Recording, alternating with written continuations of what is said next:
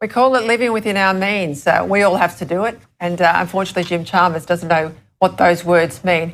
Let's go to those comments from the Multicultural Affairs Minister, Anne Ali, who has a background out of Egypt. She's a Muslim, of course. She had a crack at Scott Morrison after he gave what I would regard as a very level-headed speech calling for reform within Islamic institutions in Australia. Have a listen. I think it's incredibly irresponsible.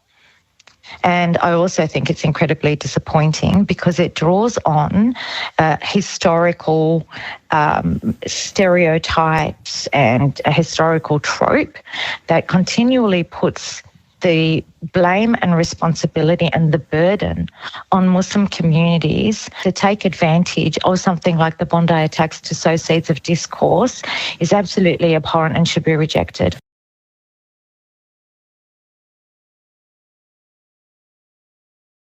The only people that caused discord were the terrorists that shot 15 people. Scott Morrison's trying to educate these people and give them a way to westernise their Islamic ideology. But what people don't realise, and let's just say it, is this. You can't be a Muslim, according to the Quran, the Hadith, the Syria, whatever, if you don't believe in the jihad. If you do not contribute to jihad, you can't be a Muslim. That's it. You can't. And if you think you are, then you need to rebrand yourself as a contemporary Muslim or something. But you'll get in trouble off the Muslims that are right into it because they're not going to like that. No, Scott Morrison was that far away from what this woman just said. She's not theologically astute, and as a matter of fact, she's got no right to say what she just said. I tell you what, Gab Powell, I don't think there's anything historical about radical Islam. It was there in front of us in Australia, allegedly. I'll say allegedly because one of them before the courts. In December. That's not historical to me. No. What's the argument here not to push for strong standards? Because that's what Scott Morrison was arguing for Muslim leaders to push for strong standards, to call out radical Islam. He made the point that these two alleged terrorists were allegedly radicalised in Sydney. Now, this is the problem. The Muslims in Western Sydney won't call these people out. They won't call their fellow Muslims out, whether they're terrorists or not. They'll get up there and say, oh, we don't stand for that, this, that, and all the other. But they don't seem to say, no, we can't practice this in our Islamic teachings anymore. We're going to have to rip these jihad pages out. We're going to have to cross them out or blip them out because one way or another, the writings are going to lead us to jihad. And the people that are enthusiastic amongst us, more so than others, just like in Christianity, there's people that will evangelise and there's people that just won't. The ones that are more radicalised among us that want to get out there and do it, well, they're going to do what happened at Bondi and expect a blessing for doing it. Scott Morrison is trying to say, if you can modernise the writings, the theology within the Quran and the Hadith and the Syria, and any other writings that are influencing them to practice jihadism, right? Whether it be breaking into politics, financially supporting it, evangelistically supporting it, as in dawah, and these other things that they do, it's all got to end up with the jihad, where Sharia law takes over and the Muslims run the community or civilization which they're living in. It's about taking over. It's not about integration. It doesn't. The Muslims that are not interested in jihadism have to label themselves something else, because you cannot be a Muslim in its truest sense if you do not go with jihadism. Happened in Sydney, and there is a genuine concern that is very much still here, that there are others that are radicalised that may have slipped through the cracks. And so I commend Scott Morrison for showing leadership, and we need to speak frankly about this issue. It's a real threat to parts of the West, radical Islam. And I think what Scott Morrison was putting forward was very reasonable. He was talking about licensing preachers and setting up a board to police radicals. I mean, I don't know what's wrong with that at all. I'll tell you right now, if you get out of order in a Christian church, you're stood down immediately, and you will not be given a position of authority, possibly ever again, or unless you can convince the overseers, the people that are running the show, that you're healthy enough to do so. Right? And any minister that's running a church and not following these rules, I stood down one of my assistants for misconduct. I said, you're out, you're not playing that part anymore, you're not fit. And then, of no fault of my own, when my wife shot through, I closed my position as pastor, because I wasn't. If you can't manage your own home, then you've got to be kidding yourself if you can think you can manage God's church. So there's ordinances and rules that you have to abide by and live by to practice as a Christian minister. And you're scrutinised. You have to have mentors looking over you to make sure you're in order. But there's just people that slip through the cracks. And that's what happens with this Islamic ideology. You'll get ones that slip through the cracks. They may not even be ministers or anything, but they want to do and make their contribution to jihad. And it can be catastrophic, as we've seen. If you look up terrorism on ChatGTP, what's going on at the moment, there's weddings getting blown up in Pakistan. Something happened in Pakistan today, another terrorism attack. There's terrorism attacks all over the world every day in the name of Islam and Islamic ideology. They're killing the Christians in Nigeria by the thousands at the moment, just murdering them in the name of jihadism. But if you're not a theologist, or if you're not theologically trained outside the realm of common sense and your own opinion, see, you can't argue with somebody that's learned in religion about what the reality of it all is. You can have your opinion, but you'll never convince me that you can be a Muslim without believing in jihad, because you can't. The Quran won't let you. The Hadith or the Siri, whatever it is, wherever you want to find those verses, you cannot be a Muslim without jihad. You cannot be a Christian without loving your neighbour as yourself. That's all there is to it. And let's not kid ourselves. If the minister jumps the fence with the worship leader, he ain't no minister anymore, right? If he preaches a message that's out of order with the Christian doctrines, he's down. He's not getting near that pulpit again. It just doesn't work that way. But lust and ambition and all these things have a way of leading people into places that they ought not to be in the name of their religion. I have made this point many times, Caroline, I'll end on this point. In the media, we have a responsibility to call it as we see it, and if it, in my case, it's the Catholic Church, I have written on, I've spoken out, not in my name. I want the church to reform where I think it needs to reform.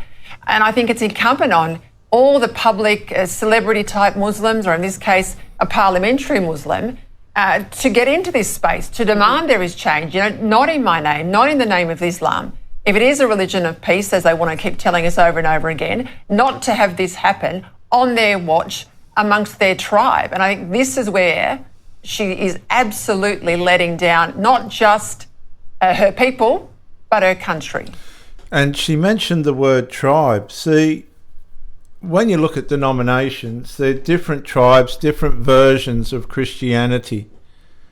And they're conflictive. I'll tell you right now, they're conflictive. There's all different views that they have. And in a lot of cases, they don't complement. Some do, some intertwine, some, this, that, and all the other, but they're conflictive, right? The tribes amongst Islamism aren't that flexible, right? And that's why it always ends in jihadism, right? Because, like with a Christian, if you don't agree with a doctrine or the minister confronts you about something and you don't want to do it, well, you leave the church and you're just a bystander, basically, of Christianity. Now you might get saved as through fire, the Bible says. You still got your faith, but you're of no use to, as an example, for the church or for the people around you. You're better off just being a covert Christian within the community that you live and doing the right thing and staying away from the authoritative aspects and the fellowship aspects of the church.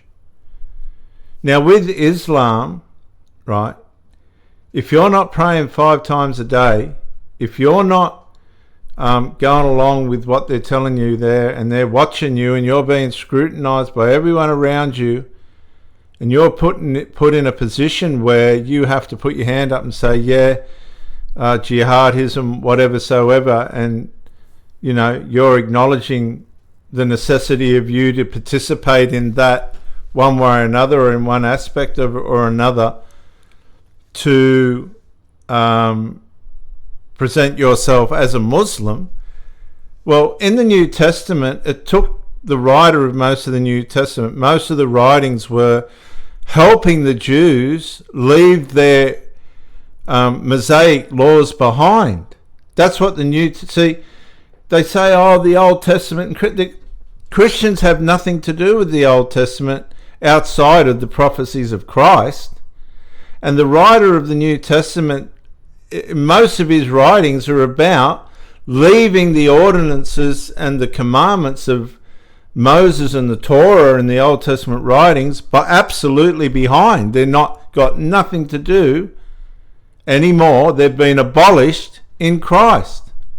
Now, if you go up to a Muslim and say, you need to leave those sacred aspects of your Quran, Hadith, Siri, and all the rest of it behind, that takes centuries for people to get their head around that. It's just not going to, you just can't get up there as the Prime Minister and lay out a set of rules and think that overnight they're just going to change. You're talking about millenniums of devotion that's extreme devotion. If you're not extreme, even if you're one of these covert ones that learned how to fly under the radar, then you will not be regarded as a Muslim in the real sense of the word. You can't be, because it won't allow you to. Islam is not a religion of love your neighbour as yourself in its final context. It's a takeover. Now, you can argue with me all you want, but that's the reality of it. It's a takeover. The dawah, the jihad comes financially. They penetrate into politics and everything. They ain't leaving their religion behind. Oh no, they'll bring it. They want to bring in Sharia law. You can kid yourself all you like. And these people that think that Islam's just some kind of peaceful religion, well, they'll play you along, but eventually they're gonna kick you to the curb. Ultimately, that's how it is. If there's peaceful people that describe themselves as Muslim, they're going to have to change what they're describing themselves as, because the Islamic writings, Islamic ideology will corner those people into a place where they'll practice jihad or they'll be in trouble themselves. And that's as simple as it is. That's how it works. And look, can I also say, Dr. Anne Ali, she is now Multicultural Affairs Minister. Before she entered Parliament, she was Dr. Anne Ali. She still is Dr. Anne Ali. She was a counter-terrorism expert specialising in the de-radicalisation of youth. People can go and Google it. So you know what? She's now got her platform. What is she prepared to put forward? Because you can't deny that there are Australian-born people who are being radicalised, whether it's online, whether it's with lay preachers within the Muslim community. And it's not. It's just the way Islam is. It's in the writings. Right? We get to the point of it. It's in the writings. It's not a love your neighbour as yourself religion. It's a takeover. There's a difference between radical Islam and Islam. But when you have the Prime Minister who can't actually say the word radical Islam under any circumstances, that is the problem. And I would imagine that Anne Ali would like to protect her cabinet position and will just fall in line the same as all of them. This is her opportunity. And Anthony Albanese, if you didn't know that, you've got Anne Ali right there. Give her the platform to actually put forward some changes. I note that no one has actually brought that up. It is widely known in Western Australia. And as I said, she's a counter-terrorism de-radicalisation expert. So Anne Ali, put something forward, because whether you like it or not, Scott Morrison has made some valid points, a couple of them a little bit clumsy, but this is your platform now. You are the minister. You can actually make a change for the good of Australia that you always say you want to. She ain't going to do that because, see, Muslims are allowed to lie if it helps them to stay under the radar. They'll do anything they can to get where they need to go, even if it means being dishonest. I'm sorry, these are just how it's written. And they will, okay, love your neighbour as yourself in Islam is if the Christian wants to not become Muslim, they have to pay a fee, a tax. Right? To be protected by the Muslims. And what happens if you don't pay the tax? You're not protected. But you're not protected from who? The Muslims who you're paying the tax to. Their job is then to exterminate you. It's in the writings. Do you think that because we don't suit their way and we're coming up with these ideas that they're going to give away their sacred writings for our ideas? That'd be like asking the Christians to not love your neighbour as yourself anymore. It's not going to happen. The Christians died by the thousands hanging on to their faith. The Western world needs to open its eyes. The Muslims will die by the thousands to protect their ideology. They'll lie and scheme and all the rest of it, telling you that they're going along with you. But when push comes to shove and the rubber hits the road, they will not give up their faith. They will stick to the sacred writings. And that's all there is to it. I might add, we've got 230 plus confirmed by our intelligence experts in Australia in those de-radicalised programs. I'll also make a secondary point before I move on. Right around the world, there are plenty of reports, expert reports, to say those programs don't work. But anyway, we'll leave that there. Thank you to you both.